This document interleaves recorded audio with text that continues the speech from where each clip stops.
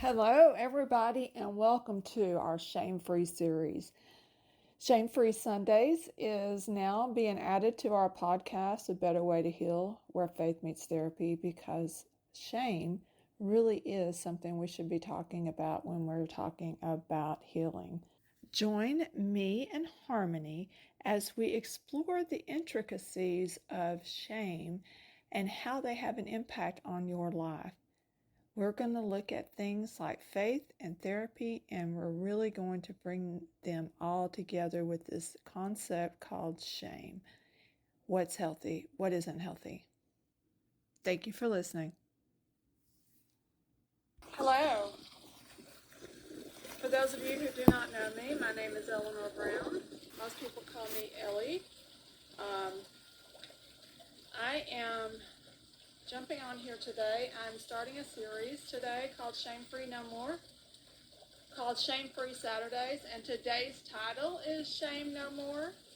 And I want to start this first live just talking a little bit about shame and what shame is and what shame isn't. Some of us think of shame as completely negative, that it is all bad. And then some of us, we shame people or guilt people into trying to do the things that we would want them to do. For me, I've got a complicated relationship with shame, and I can remember being a child and being ridiculed, talked down to. I don't know how you would explain it. But basically, I would have people say things like this to me. Here's Harmony. We'll talk about Harmony in just a minute, but I'm just going to be on here for 7 minutes, so we're going to keep this really short. But people would say things like this to me. Why are you talking so much? Why can't you be quiet? Why can't you be like all the other little kids and be a good little kid and go outside and play? You know kids don't have any business underneath adults. Why are you talking? That really led me to believe that the things that I had to say were not, that no one wanted to hear it. So basically, I grew up believing that nothing I had to say or nothing I did was any good. I was living in a shame, I was bound up by shame. So why do I say that? Why do I even share that little story? Well, one of the things that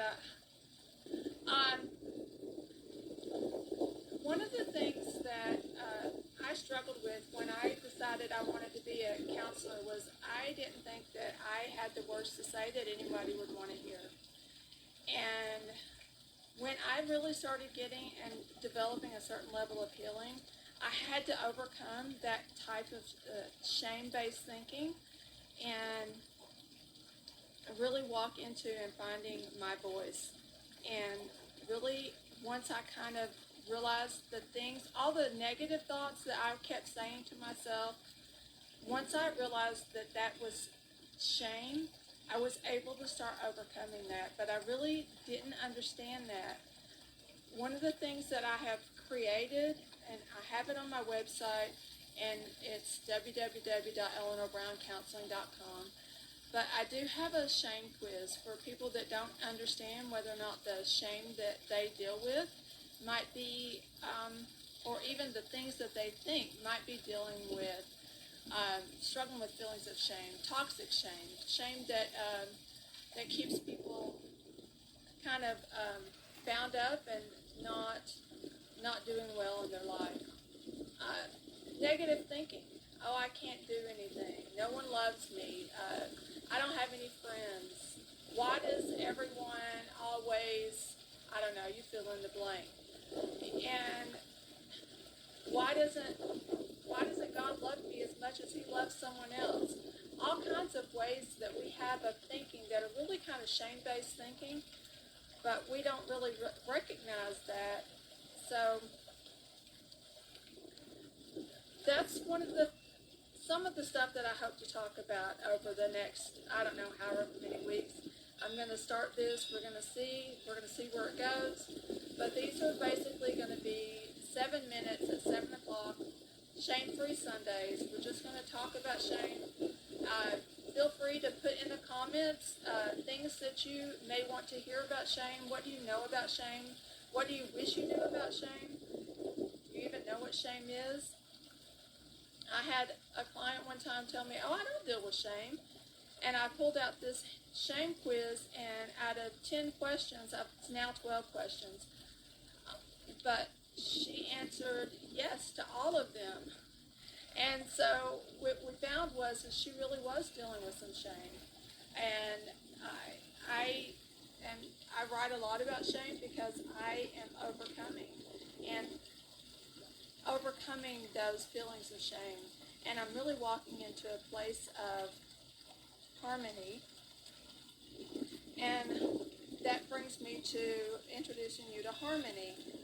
Harmony is kind of a representation of where I was, shame, really bound in shame, and to where now I've walked into a level of not just surviving but thriving, and I walk in harmony, not balance, because balance implies that the scales are, it's a judgment type thing,